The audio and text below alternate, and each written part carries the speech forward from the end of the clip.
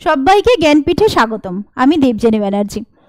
তো কথা দেওয়া মতো তোমাদের কেপির যে যত প্রিভিয়াস ইয়ার্সের কোশ্চেন ছিল ইতিহাসের আমি সব সলভ করিয়ে দিয়েছি মোটামুটি 10 বছরের মতো। আর এরপরে আমি কেপি আর ডাব্লিউপি তোমাদের প্র্যাকটিস সেট শুরু করছি, ইতিহাস প্র্যাকটিস সেট। তোমরা যেটা করবে সেটা হচ্ছে যে আস্তে আস্তে কোশ্চেনগুলো দেখবে এবং তারপরে অ্যান্সার দেওয়ার চেষ্টা করবে। সাথে একটা সাদা শিট রাখবে এবং কতগুলো ঠিক হলো সেটা দেখতে পারো। আর এছাড়া আমাদের যে টেলিগ্রাম এডুটেক চ্যানেল আছে এই চ্যানেলটাও তোমরা জয়েন করতে পারো। এই পেজটা পিডিএফ আকারে তোমরা পেয়ে যাবে, সেখানে পুরোটা তোমরা দেখতে পাবে যে কোনটা সঠিক অ্যান্সার। ঠিক আছে, তো চলো কথা না বাড়িয়ে শুরু করি। প্রথম প্রশ্ন, 1 নম্বর প্রশ্ন, মেসোপটেমিয়ানরা যে ফলকের উপর লিখত তা কিসের তৈরি? দেখো প্রশ্নটা এসএসসি সিজিএল এসেছে 2022-এ। এ কাদামাটি, বি বালুশিলা, সি চুনাপাথর, ডি স্লেট পাথর। মেসোপটেমিয়ানরা যে ফলকে লিখত তা কিসের তৈরি? উত্তরটি হবে এ কাদামাটি। এটি কাদামাটির ফলকে কাদামাটি দিয়ে তৈরি। দেখো মেসোপটেমিয়ানদের যে লিপি সেটা হচ্ছে কিউনিফর্ম লিপি। ঠিক আছে, তো কিউনিফর্ম লিপি প্রথমে কাদামাটির যে ইয়েতে সেটাতে লেখা হতো। ঠিক আছে, আর মিশরীয় যে লিপি সেটা হচ্ছে হায়ারোগ্লিফিক লিপি। আচ্ছা, 2 নম্বর প্রশ্নে চলে যাই। কান্দারিয়া মহাদেব মন্দির কোথায় অবস্থিত? এটা এনটিপিসিতে এসছে, আরআরবি এনটিপিসি 2022-এ। অপশনটা দেখো, A Orchha, B Ujjayini, C Dewas, D Khajuraho. Kandariya Mahadev মন্দির কোথায় অবস্থিত? A Orchha, B Ujjayini, C Dewas, D Khajuraho. এটি হলো ডি খাজুরাহোতে অবস্থিত। খাজুরাহোতে চান্দোল্য বংশের মন্দির হচ্ছে কান্দারিয়া মহাদেব মন্দির। চলো পরের প্রশ্নে যাই। সিন্ধু সভ্যতার কোন নগরীতে বৃহত্তম শিলালেখ পাওয়া গেছে? এটা পিএসসি মিসলেনিয়াস 2020-তে এসছে। A Mohenjodaro, B Harappa, C Kalibangan, D Dholavira. Sindhu সভ্যতার কোন নগরীতে বৃহত্তম শিলালেখ পাওয়া গেছে? A Mohenjodaro, B Harappa, C Kalibangan, D Dholavira. এর উত্তর হবে ডি ধোলাভিরা। ধোলাভিরাতেই কিন্তু বৃহত্তম শিলালেখ, বা আমরা বলতে পারি এটাকে একটা সাইনবোর্ড মতো, সেই সাইনবোর্ড পাওয়া গিয়েছে। ঠিক আছে, এখনো পর্যন্ত এটা সিন্ধু সভ্যতার সবচেয়ে বড় সাইনবোর্ড। 4 নম্বর প্রশ্নে চলে যাই। ঋগ্বেদে সব থেকে বেশি উল্লিখিত নদী কোনটি? এটা ডাব্লিউবিসিএস মেন 2021-এ এসছে। A Sindhu, B Shatadru, C Saraswati, D Gandaki. ঋগ্বেদে সব থেকে বেশি উল্লিখিত নদী কোনটি? A Sindhu, B Shatadru, C Saraswati, D Gandaki. এর উত্তরটি হবে এ সিন্ধু। দেখো ঋগ্বেদে উল্লিখিত এই যে সপ্ত সিন্ধু অঞ্চল, সেখানেই কিন্তু ঋগ্বৈদিক সভ্যতা ফ্লারিশ করে, তো সেই জন্য সিন্ধুর নামটি কিন্তু সবচেয়ে বেশি পরিমাণে উল্লিখিত রয়েছে। পরের প্রশ্নে যাচ্ছি। সত্যমেব জয়তে এটি কোন উপনিষদ থেকে গৃহীত হয়েছে? সিএইচএসএল টিয়ার 1 2020-তে এসছে প্রশ্নটা। এ কথ, বি কেন, সি প্রশ্ন, ডি মুন্ডক। সত্যমেব জয়তে শব্দটি কোন উপনিষদ থেকে গৃহীত হয়েছে? এ কথ, বি কেন, সি প্রশ্ন, ডি মুন্ডক। এর উত্তরটি হবে ডি মুন্ডক উপনিষদ। মুন্ডক উপনিষদেই সত্যমেব জয়তি কথাটা রয়েছে। চল পরের প্রশ্নে যাই। গৌতম বুদ্ধের বাণী প্রথম প্রচারকে বলা হয়? এ মহাভিনিষ্ক্রমণ, বি ধর্মচক্র প্রবর্তন, সি ধর্মঘোষ, ডি মহাপরিনির্বাণ। এটা ডাব্লিউবিসিএস প্রিলিমিনারিতে এসছে 2022-এ। গৌতম বুদ্ধের বাণী প্রচারকে বলা হয় এ মহাভিনিষ্ক্রমণ, বি ধর্মচক্র প্রবর্তন, সি ধর্মঘোষ, ডি মহাপরিনির্বাণ। এর উত্তরটি হবে বি ধর্মচক্র প্রবর্তন। প্রথম যে বাণী প্রচার সেটি করেছিলেন সারনাথে। 5 জন যে শিষ্য ছিলেন তাদেরকে প্রথম তার বাণী প্রচার করেন গৌতম বুদ্ধ। তো এটিকে বলা হচ্ছে ধর্মচক্র প্রবর্তন। বাকিগুলো কি? মহাভিনিষ্ক্রমণ হচ্ছে গৌতম বুদ্ধ যে 29 বছর বয়সে তার বাড়ি থেকে বেরিয়ে যাচ্ছে সন্ন্যাস হওয়ার জন্য, সেইটা হচ্ছে মহাভিনিষ্ক্রমণ। মহাপরিনির্বাণ হচ্ছে তার মৃত্যুকে দর্শায়। আর ধর্মঘোষ হচ্ছে অশোক যে নীতি নিয়েছিল, ধর্মঘোষ তার যে রক এডিক্ট 6-এ সেখানে কিন্তু তিনি ঘোষণা করছেন যে ভেরি ঘোষের পরিবর্তে ধর্মঘোষ, অর্থাৎ যুদ্ধের পরিবর্তে তিনি শান্তির নীতি নিচ্ছেন। এটা হচ্ছে ধর্মঘোষ। চলো পরের প্রশ্নে যাই।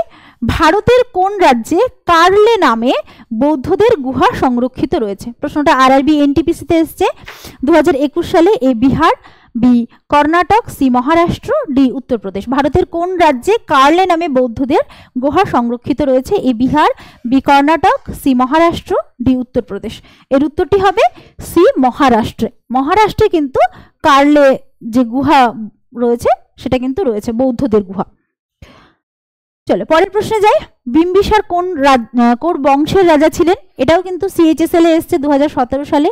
এ Haryanka, B Maurya, C Shunga, D Nanda. Bimbisara কোন বংশের রাজা ছিলেন? A Haryanka, B Maurya, C Shunga, D Nanda. এটি হবে উত্তর এ হর্যঙ্ক। হর্যঙ্ক বংশের রাজা ছিলেন বিম্বিসার, এবং বিম্বিসার তার বিবাহ নীতির মাধ্যমে তার রাজত্বের বিস্তার করেছিলেন মগধ সাম্রাজ্যে। মগধ সাম্রাজ্যের বিস্তার সম্পর্কে আমি বিস্তারিত একটি বড় ভিডিও দিয়েছি, তোমরা চাইলে আমাদের চ্যানেল স্ক্রল করে দেখতে পারো। আচ্ছা, 9 নম্বর প্রশ্ন। ভারতের কোন অঞ্চলে চালুক্য সাম্রাজ্য গড়ে উঠেছিল? সিএইচএসএল টিয়ার 1 এ এসছে এটা 2021-এ। এ পূর্বাঞ্চলে, বি পশ্চিমাঞ্চলে, সি দক্ষিণাঞ্চলে, ডি উত্তরাঞ্চলে। ভারতের চালুক্য সাম্রাজ্য কোথায় গড়ে উঠেছিল? পূর্বাঞ্চলে, বি পশ্চিমাঞ্চলে, সি দক্ষিণাঞ্চলে, ডি উত্তরাঞ্চলে। এর উত্তর হবে সি দক্ষিণাঞ্চলে। চালুক্য সাম্রাজ্য গড়ে উঠেছিল ভারতের দক্ষিণাঞ্চলে। চলো পরের প্রশ্নে যাই। দন্তি দুর্গ ভারতের কোন রাজবংশের রাজা ছিলেন? এসএসসি এমটিএস এসছে প্রশ্নটা 2022-এ। A Chalukya, B Chola, C Rashtrakuta, D Chera. Dantidurga ভারতের কোন রাজবংশের রাজা ছিলেন? A Chalukya, B Chola, C Rashtrakuta, D Chera. তা হলো সি রাষ্ট্রকূট। তোমরা যেটা করবে সেটা হচ্ছে যে ছোট ছোট রাজবংশ হলেও সেই রাজবংশের যারা বিখ্যাত রাজা আছে, বিশেষ করে প্রথম, শেষ রাজা এবং বিখ্যাত রাজা, তাদের নামটা একটু দেখবে, ঠিক আছে? তো দন্তি দুর্গ ছিল রাষ্ট্রকূট বংশের রাজা। 11 নম্বর প্রশ্ন। বাদশাহ মোহাম্মদ আদিল শাহের সমাধিসৌধ হলো গোল গম্বুজ। এটি ড্যাশের অংশ। ভারতবর্ষে এটি কোথায় অবস্থিত? প্রশ্নটা আরআরবি এনটিপিসি-তে এসছে 2022-এ। A Bundelkhand, B Bharatpur, C Panipat, D Bijapur. বাদশাহ মোহাম্মদ আদিল শাহের সমাধিসৌধ হলো গোল গম্বুজ। এটি ড্যাশের অংশ। A Bundelkhand, B Bharatpur, C Panipat, D Bijapur. এটি হলো ডি বিজাপুর। বিজাপুরের গোল গম্বুজ বিখ্যাত। এটি হলো মোহাম্মদ আদিল শাহের সমাধি। চলো পরের প্রশ্নে যাই। 1526 সালে পানিপথে বাবরের কাছে ড্যাশ পরাজয় স্বীকার করেন। এটাও এসএসসি এমটিএস এসছে 2022-এ। A Sikandar Lodi, B Rana Lodi, C Bahlul Lodi, D Ibrahim Lodi. 1526-এ পানিপথে বাবরের কাছে পরাজয় স্বীকার করেছিলেন A Sikandar Lodi, B Rana Lodi, C Bahlul Lodi, D Ibrahim Lodi. এটির উত্তর হবে ডি ইব্রাহিম লোদি। ইব্রাহিম লোদির সঙ্গেই কিন্তু পানিপথের প্রথম যুদ্ধ হয়েছিল বাবরের। পানিপথের দ্বিতীয় যুদ্ধ হয়েছিল 1556 খ্রিস্টাব্দে আকবরের সাথে আফগান সেনাপতি হিমুর। চলো পরের প্রশ্নে যাই। কে বুলন্দ দরওয়াজা নির্মাণ করেছিল? ডাব্লিউবিসিএস প্রিলিমিনারি 2022-এ এসছে প্রশ্নটা। এ হুমায়ুন, বি আকবর, সি শাহজাহান, ডি ঔরঙ্গজেব। কে বুলন্দ দরওয়াজা নির্মাণ করেছিলেন? এ হুমায়ুন, বি আকবর, সি শাহজাহান, ডি ঔরঙ্গজেব। এর উত্তর হবে বি আকবর বুলন্দ দরওয়াজা নির্মাণ করেছিলেন।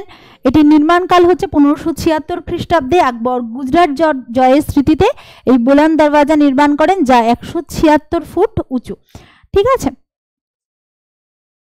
পরের প্রশ্নে যাই। 14 নম্বর প্রশ্ন। ভূমিসত্ত্ব প্রতিষ্ঠায় কবুলিয়াত ও পাট্টা প্রচলন করেন। ডাব্লিউবিসিএস প্রিলিমিনারি 2022-এ এসছে প্রশ্নটা। A Sher Shah, B Ghiyasuddin Mahmud Shah, C Bahlul Lodi, D Humayun.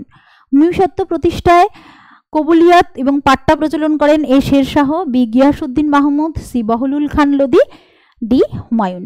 এটির উত্তর হবে এ শের শাহ। শের শাহই পাট্টা এবং কবুলিয়াত প্রবর্তন করেছিলেন। ঠিক আছে, চলো পরের প্রশ্নে যাই। পঞ্চমহল কোথায় অবস্থিত? এসএসসি সিএইচএসএল টিয়ার 1-এ এসছে 2017-তে। পঞ্চমহল কোথায় অবস্থিত? এ হাওয়া মহল, বি গোয়ালিয়র দুর্গ, সি ফতেপুর সিক্রি, ডি আগ্রা দুর্গ। এ হাওয়া মহল, বি গোয়ালিয়র দুর্গ, সি ফতেপুর সিক্রি, ডি আগ্রা দুর্গ। এর উত্তর হবে সি ফতেপুর সিক্রি। ফতেপুর সিক্রির ভিতরেই এই পঞ্চমহল অবস্থিত ছিল। ফতেপুর সিক্রির ভিতরে অনেক কিছু অবস্থিত, তার মধ্যে সেলিম চিশতির সমাধি রয়েছে, পঞ্চমহল রয়েছে, সোনাহালা মকাব রয়েছে। চলো পরের প্রশ্নে যাই। ইংরেজরা ভারতে তাদের প্রথম কারখানা স্থাপন যে অঞ্চলে করেছিল 1612 সালে। ডাব্লিউবিসিএস মেন 2016-র কোশ্চেন এটা। A Goa, B Surat, C Calicut, D Madras. ইংরেজরা ভারতে তাদের প্রথম কারখানা স্থাপন যে অঞ্চলে করেছিল 1612 সালে। A Goa, B Surat, C Calicut, D Madras. এর উত্তর হবে বি সুরাট। দেখো সুরাটেই কিন্তু প্রথম ইংরেজরা তাদের কারখানা স্থাপন করেছিল। এটা 1608-এ তারা যখন প্রথম ক্যাপ্টেন হকিন্স আসছে, তারপরে এসে তিনি জাহাঙ্গীরের কাছে এই কুঠি স্থাপনের পারমিশন চাচ্ছে। ঠিক আছে, তো পারমিশন চাওয়ার পরে এটার স্থাপনা হচ্ছে 1612 সালে। ঠিক আছে, চলো পরের প্রশ্নে চলে যাই।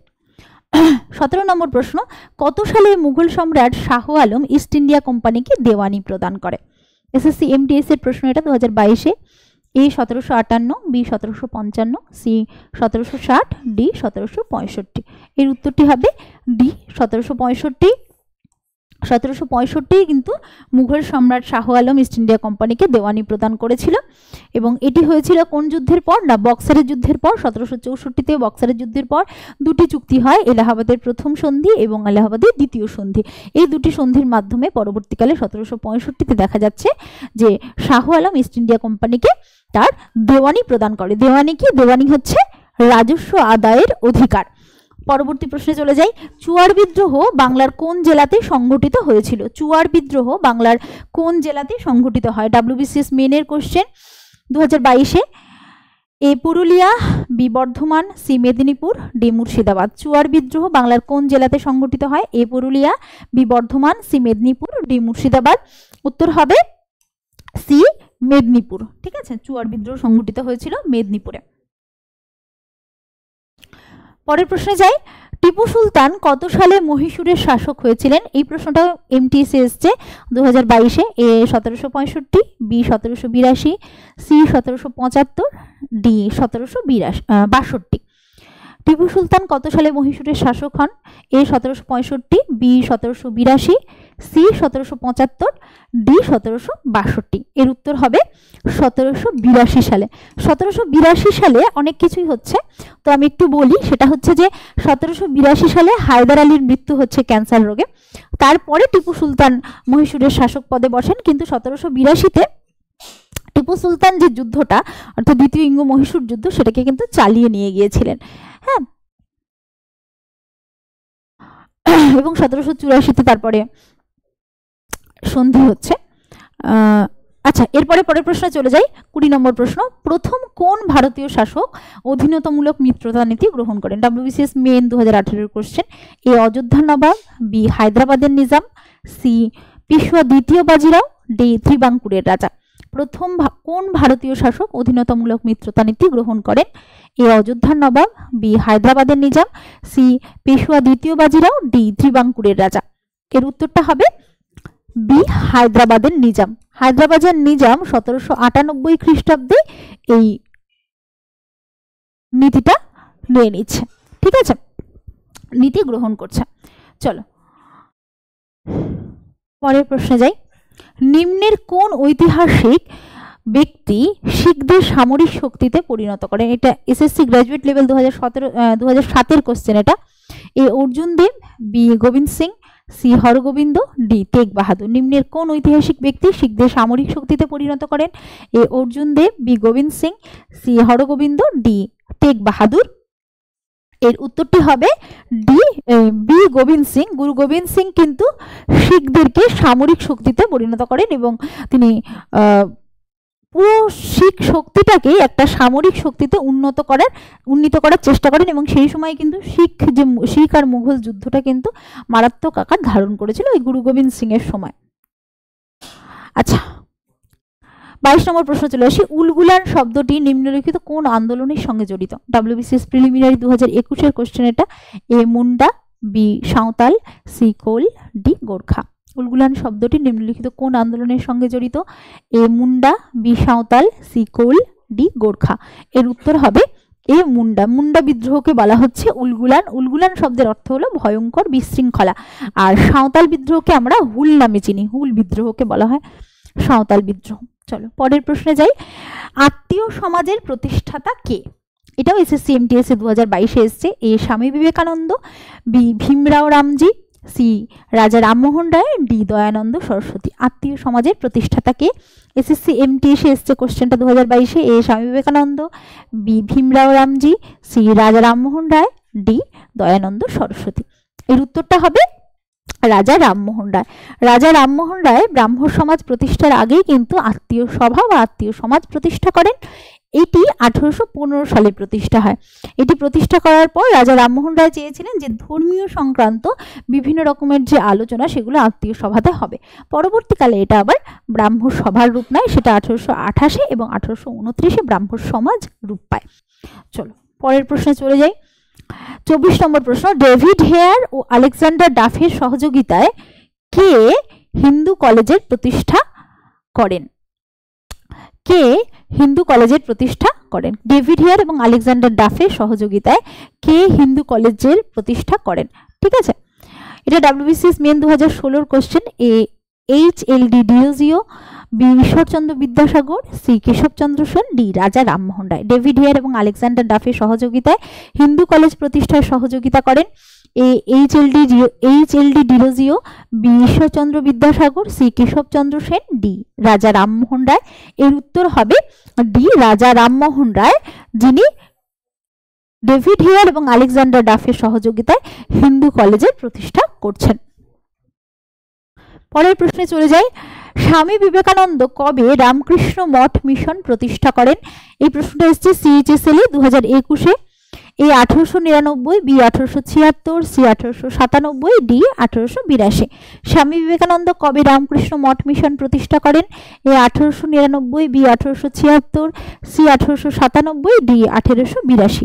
এর উত্তর হবে সি 1897। 1897 তিনি রামকৃষ্ণ মঠ মিশন প্রতিষ্ঠা করছেন। স্বামী বিবেকানন্দ সংক্রান্ত আরো একটি সাল তোমাদের মনে রাখতে হবে, তা হলো 1893। 1893 স্বামী বিবেকানন্দ শিকাগো যে মহাধর্ম সম্মেলন সেখানে যাচ্ছেন এবং সেখানে তিনি নব্য বেদান্তবাদ সম্পর্কে তার যে থিওরি, হিন্দু ধর্মের থিওরি, সেটা পেশ করেছিলেন। পরের প্রশ্নে যাই। 26 নম্বর প্রশ্ন, বোম্বাইতে কবে আর্য সমাজ প্রতিষ্ঠা হয়? WBCS preliminary 2015 question. A 1870, B 1875, C 1876, D 1880। বোম্বাইতে কবে আর্য সমাজ প্রতিষ্ঠা হয়? A 1870, B 1875, C 1876, D 1880। এর উত্তরটি হবে 1875। 1875-এ বোম্বাইতে দয়ানন্দ সরস্বতী আর্য সমাজের প্রতিষ্ঠা করেন, যিনি কিন্তু শুদ্ধি আন্দোলনের সঙ্গেও যুক্ত ছিলেন। দয়ানন্দের বিখ্যাত উক্তি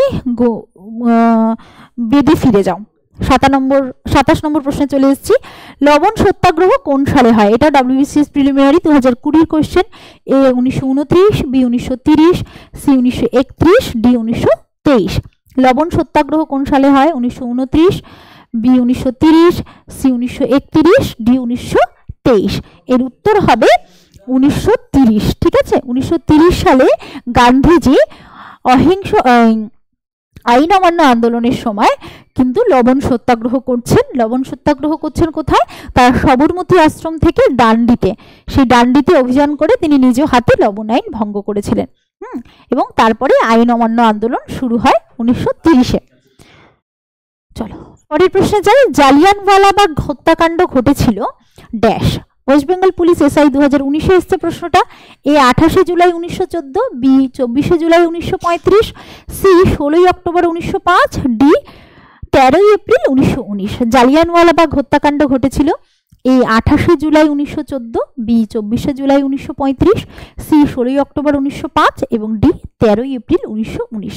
জালিয়ানওয়ালাবাগ হত্যাকাণ্ড ঘটেছিল 13 এপ্রিল 1919-এ। কেন ঘটেছিল না, জালিয়ানওয়ালাবাগে একটি জনসভা হয়েছিল। জনসভাটা কি কারণে হয়েছিল না, 1919-এর রাওলাট আইনের প্রতিবাদে। সেই রাওলাট আইনের প্রতিবাদে একটা শান্ত জনসভায় ব্রিগেডিয়ার জেনারেল ও ডায়ার গুলির নির্দেশ করে এবং বহু মানুষ সেখানে মারা যায়। তো সেই হত্যাকাণ্ডই ঘটেছিল 1919-এর 13 এপ্রিল, যার ফলে কিন্তু রবীন্দ্রনাথ তার নাইট উপাধি ত্যাগ করেছিলেন। চল পরের প্রশ্নে চলে যাই। জাতীয় কংগ্রেস ওয়ার্কিং কমিটির কোন অধিবেশনে ভারত ছাড়োর প্রস্তাব অনুমোদিত হয়েছিল? SSC CGL Tier 1 এ এসছে এটা 2016 সালের প্রশ্ন। A Wardha, B Nagpur, C Mumbai, D Delhi. জাতীয় কংগ্রেসের ওয়ার্কিং কমিটির কোন অধিবেশনে ভারত ছাড়ার প্রস্তাব অনুমোদিত হয়েছিল? A Wardha, B Nagpur, C Mumbai, D Delhi. এর উত্তরটি হবে এ ওয়ার্ধা। ওয়ার্ধাতে 8ই আগস্ট কিন্তু জাতীয় কংগ্রেসের ওয়ার্কিং কমিটির অধিবেশনে ভারত ছাড়ার প্রস্তাব গৃহীত হয় এবং 9ই আগস্ট থেকে ভারত ছাড়ো আন্দোলন শুরু হয়ে যায়। তবুও 9ই আগস্ট ভোরবেলাতে কিন্তু দেখা যাচ্ছে যে কংগ্রেসের বিভিন্ন নেতা, বড় বড় নেতা, তাদেরকে গ্রেপ্তার করা হয়েছিল, যার জন্য ভারত ছাড়ো আন্দোলন বেশিরভাগটাই হয়েছিল স্বতঃস্ফূর্ত। 30 নম্বর প্রশ্নে চলে এসেছি। লখনৌ চুক্তি কবে স্বাক্ষরিত হয়? WBCS প্রিলিমিনারি 2006 এর কোশ্চেন এটা। এ 1916, বি 1914, সি 1908, ডি 1920। লখনৌ চুক্তি কবে স্বাক্ষরিত হয়? এ 1916, বি 1914, সি 1908, ডি 1920। এর উত্তর হবে এ 1916। লখনৌ চুক্তি এর মাধ্যমে কি হয়েছিল? না, লখনৌ চুক্তি হয়েছিল মুসলিম লীগ এবং কংগ্রেসের মধ্যে, যার প্রধান কথা ছিল যে কংগ্রেস স্বরাজের দাবি, কংগ্রেস মুসলিমের পৃথক নির্বাচনের দাবি মেনে নেবে মুসলিম লীগের, এবং মুসলিম লীগ কিন্তু কংগ্রেসের স্বরাজের দাবি মেনে নেবে। এই দাবিতেই কিন্তু দেখা যাচ্ছে লখনৌ চুক্তি স্বাক্ষরিত হয় এবং তারা একই লক্ষ্যে অর্থাৎ ব্রিটিশ বিতাড়নের লক্ষ্যে ভারতের স্বাধীনতা পর্যন্ত কাজ করবে। এই মর্মে লখনৌ চুক্তি স্বাক্ষরিত হয়েছিল মুসলিম লীগ এবং কংগ্রেসের মধ্যে। তো লখনৌ চুক্তি কবে স্বাক্ষরিত হয় আমরা জানলাম 1916-তে। এই 30টা প্রশ্নই তোমাদের ছিল, আর এই প্রশ্নগুলোই তোমরা টেলিগ্রাম চ্যানেলে পেয়ে যাবে। আশা করি তোমরা এটা নিয়ে প্র্যাকটিস করতে পারবে। আর পরবর্তীতে আমাদের বিভিন্ন ফলো আপের জন্য তোমরা আমাদের ইনস্টাগ্রাম চ্যানেল জ্ঞানপীঠ, আমাদের ফেসবুক চ্যানেলেও জ্ঞানপীঠ এবং আমাদের টেলিগ্রাম চ্যানেল জ্ঞানপীঠ এডুটেক এবং আমাদের অফলাইন ব্যাচ সংক্রান্ত যে কোনো যোগাযোগের জন্য নিচে স্ক্রিনে দেওয়া নাম্বারে যোগাযোগ করতে পারো। ধন্যবাদ সবাইকে।